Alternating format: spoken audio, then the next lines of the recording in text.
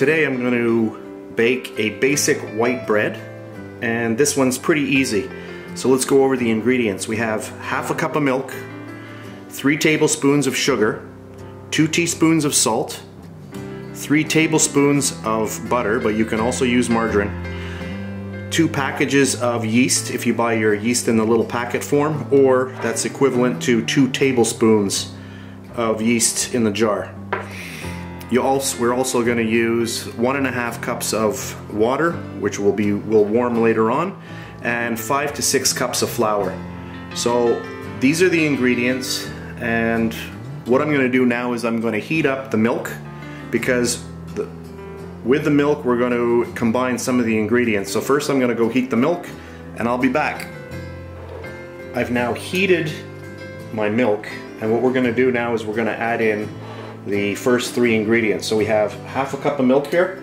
I'm going to add in the sugar, the salt, and the butter. You can also use margarine if you want. What we just want to do is melt this.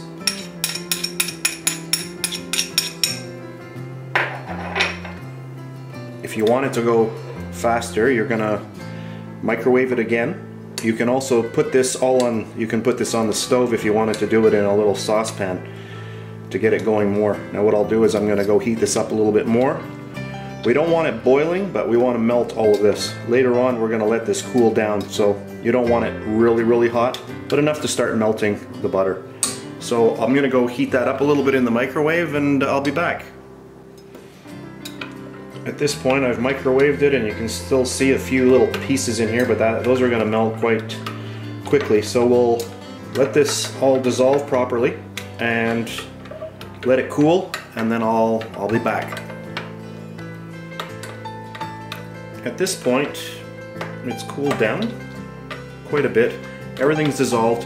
What I'm going to do now is I'm going to heat up the water for the yeast. So I'm going to put this in the microwave and get it about lukewarm, and then I'm going to add, we'll add the yeast. So I'm going to microwave this, and I'll be back.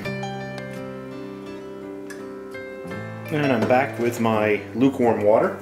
So what we're going to do now is I'm going to take the water and pour it into the KitchenAid mixer. I have my dough hook attached right here. And then we'll take the yeast and get that in there. And what I like to do right from the get-go is get a cup of flour in there and just get it going. So at this point I'm just going to mix this up a little bit, and we'll be back.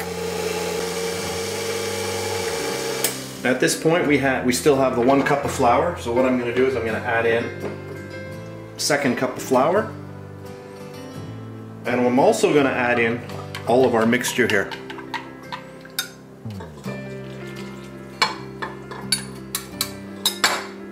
And we'll get that going again, and we'll be back in a bit.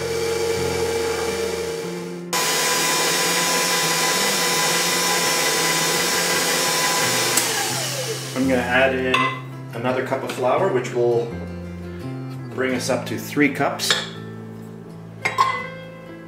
And we'll get that going.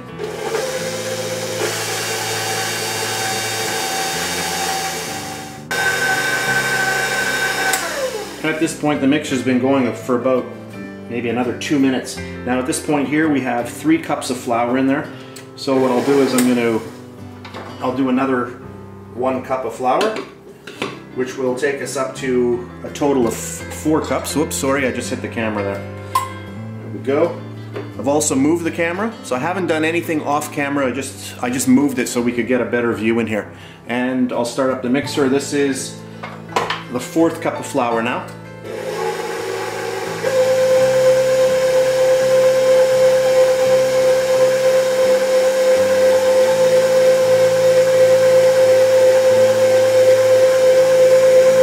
That run a little bit, and we'll be back in a minute.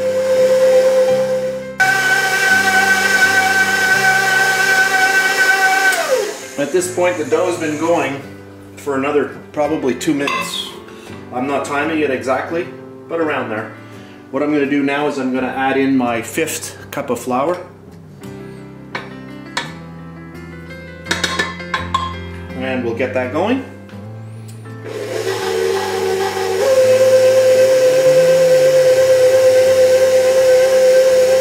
And I'll come back in a bit.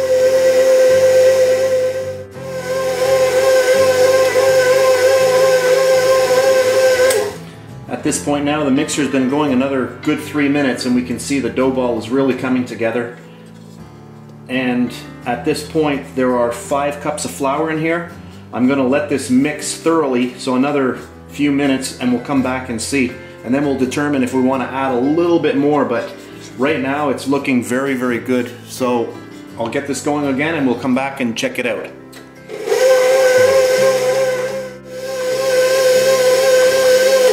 So since the last segment, the dough has been going another maybe 3 minutes, and we can see that the dough ball is actually broken down a little bit. So at this point here, I'm going to add in about maybe 1/4 cup of flour, and this is probably going to be my last addition of flour.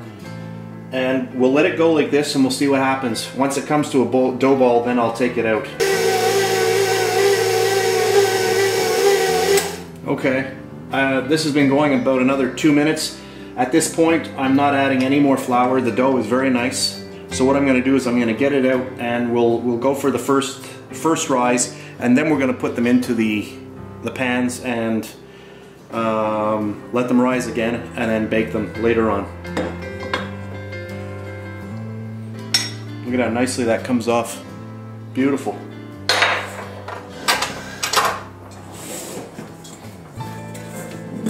Beautiful dough. Nice clean mixing bowl.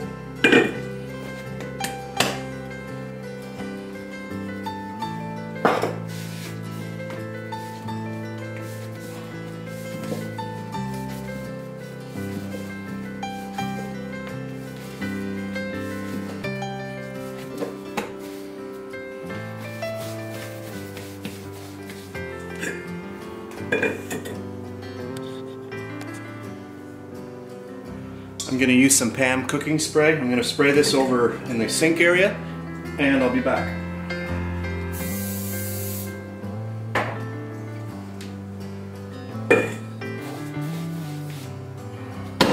Pop the dough in there. I'll give a spray to the top of the dough, just so that it doesn't dry out. And there we go. And then what I'll do is I'll take a dish towel, place it over there, and we'll let it rise. Alrighty, we're back, and this dough has been rising for 35 minutes now. I did take a couple of peeks just to make sure that everything was fine, but let's lift it off and see what we've got here. So you can see that the dough has basically doubled in size, which you're looking for. You do not want to You don't want to let this dough rise too much, because if you let it rise too much here, it won't rise as much as in the other pan, you know, when it gets into the pans. So anyway, let's punch it down. So that's the first step that you want to do. It's a beautiful dough.